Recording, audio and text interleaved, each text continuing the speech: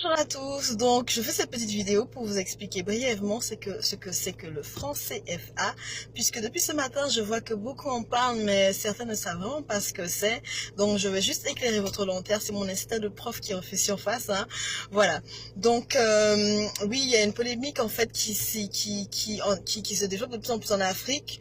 Les jeunes sont très révoltés, sont très remontés et donc du coup je vais faire aussi l'actualité. Kémy, un porte-parole en fait contre le franc CFA, a été arrêté et détenu dans une maison d'arrêt de Rebeu, ou enfin c'est pas le nom, hein, Rebeu c'est le nom de la prison. Non. Et ce qui se passe, c'est que les gens ne comprennent pas pourquoi il a brûlé ce billet qui lui a valu en fait cette arrestation. Je vais vous expliquer ce que c'est que le franc CFA. Le franc CFA est une monnaie qui a été instaurée par la France coloniale, donc l'empire colonial français au pays d'Afrique qu'il a colonisé. Donc c'est une monnaie qui est assez vieille. Auparavant, ce franc était appelé le franc des colonies françaises d'Afrique, franc CFA. Aujourd'hui, cette monnaie a pris un autre nom qui prend un autre sens, donc du coup c'est franc de la coopération financière d'Afrique. Je vous explique le concept du franc CFA. Donc, disons que je suis l'Afrique, que j'ai un partenaire en fait commercial qui est les États-Unis, et que là se trouve la France. Donc, je suis l'Afrique. Je vends, disons, une tonne d'or aux États-Unis. Donc, cette tonne d'or me rapporterait, disons, 1 milliard d'euros. Donc, une tonne, 1 milliard d'euros. Je suis l'Afrique, les États-Unis sont là, nous sommes partenaires commerciaux. On fait un échange. La France, ça n'a strictement rien à voir avec ça. On est adulte, on fait ce qu'on veut. Normalement. Je vends ma tonne d'or aux États-Unis qui me reverse 1 milliard d'euros. Sauf que les 1 milliard d'euros, je ne pourrais pas les toucher puisque c'est la France qui a le droit de recevoir tout échange commercial qui est fait entre l'Afrique, les deux zones de franc CFA d'Afrique. Donc la première c'est l'UEMOA et la deuxième, je vous le dis rapidement, l'UEMOA et la CEMAC. Et la CEMAC. Donc du coup ce sont les deux zones CFA d'Afrique, gérées par deux banques africaines.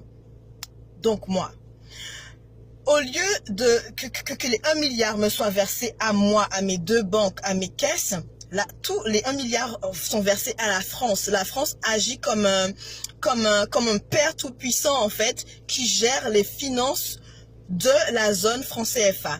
Sur ces 1 milliard, la Banque de France va décider de la somme qu'elle voudra bien me reverser. Oui, je sais, même si c'est moi qui ai produit l'or, même si c'est moi qui ai produit, qui ai cherché le partenaire commercial, c'est quand même à la France en fait de décider. Donc du coup, si elle veut me reverser 10 000 euros sur ces 1 milliard, elle est tout à fait libre de le faire. Je vous explique pourquoi. Donc, le contexte. La période coloniale, elle est terminée. La France entre en guerre contre les nazis, la Seconde Guerre mondiale, 39-45. La France, elle est extrêmement appauvrie. Il ne lui reste plus rien, sa population a diminué, il faut tout reconstruire. Comme par hasard, les pays d'Afrique décident quoi? Qu'ils veulent être indépendants. Sauf que ce sont les pays d'Afrique qui fournissent toutes les ressources, qu'elles soient minérales ou purement économiques, à la France. Donc du coup, la France, elle a peur. Elle a extrêmement peur, elle a les chocottes.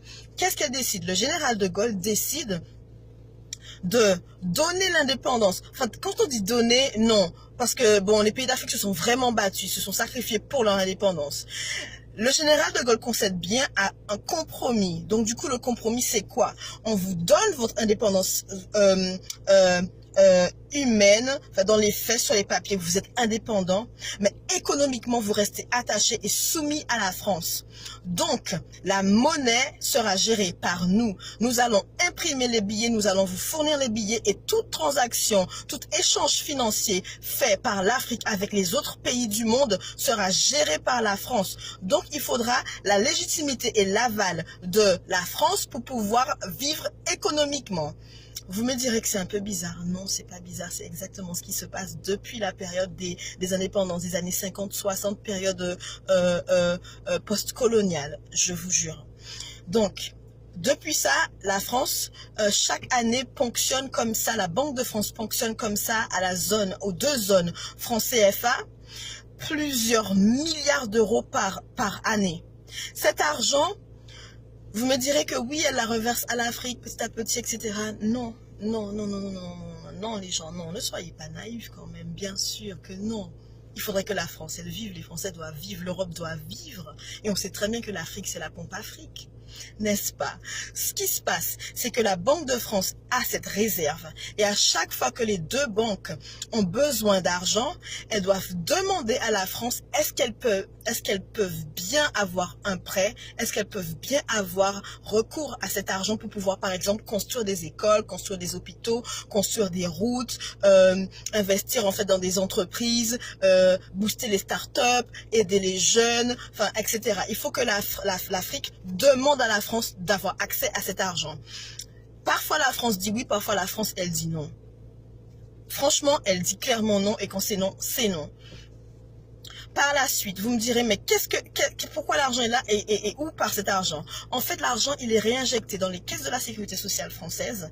L'argent est injecté dans toutes les banques françaises, parce que c'est la Banque de France qui gère. Et les prêts sont faits par qui? Par la Banque de France. D'où vient cet argent? Mais dans l'argent de l'Afrique, dans la réserve, en fait, que crée le franc CFA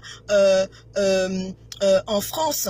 Donc du coup, c'est plusieurs milliards et des milliards d'euros pendant des années. Vous imaginez combien ça fait et combien ça représente dans le développement de l'Afrique? Combien ça représente dans le développement en fait du peuple africain? Après, on me dira, oui, mais la France a fait des dons. Mais les petits dons donnés comme ça par la France, c'est quelques centimes par rapport à la somme qu'elle a en réserve, qui appartiennent vraiment à l'Afrique. Comment justifier en fait de ce chantage? Ce que la France, elle fait, c'est qu'elle imprime les billets ici en France à chamalière. Donc, à chaque fois qu'il y a un stock de billets qui est imprimé, la France facture en fait à l'Afrique cette impression.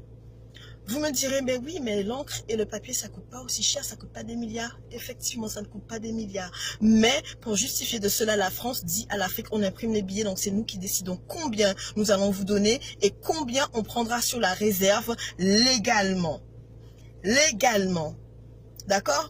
À chaque fois qu'un chef d'État est élu par le peuple et veut sortir ce peuple de ce chantage économique et de cette agressivité coloniale, il est soit tué, soit il y a un coup d'État qui est toujours orchestré par les pays européens. Et on nous dit, ah oui, mais c'est un dictateur. Sauf que le vrai dictateur, il ne dit pas son nom. Le pompier pyromane ne dit pas vraiment son nom. En réalité, il sait exactement qui il est et ce qu'il fait.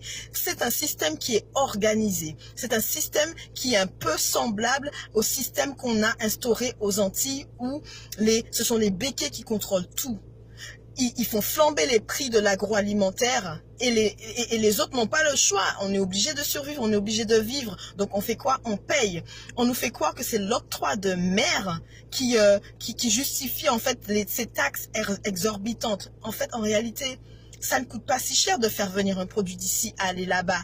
Non, on aurait pu également se fournir en denrées alimentaires et en pétrole, soit au Venezuela ou dans toute l'Amérique du Nord et du Sud. Mais on ne nous le permet pas. Comme au temps de la colonisation, durant la période coloniale où les îles n'avaient pas le droit de commercer entre elles, où les esclaves n'avaient pas le droit non plus d'avoir des rapports avec des esclaves d'autres îles, puisque sinon ça créait une sorte de solidarité et l'unité, ce qui mettrait en péril le pouvoir colonial. C'est ce qui se passe toujours en Afrique. Voilà pourquoi Kémy est aussi révolté, voilà pourquoi la jeunesse africaine, elle est aussi révoltée. Leur argent est pillé.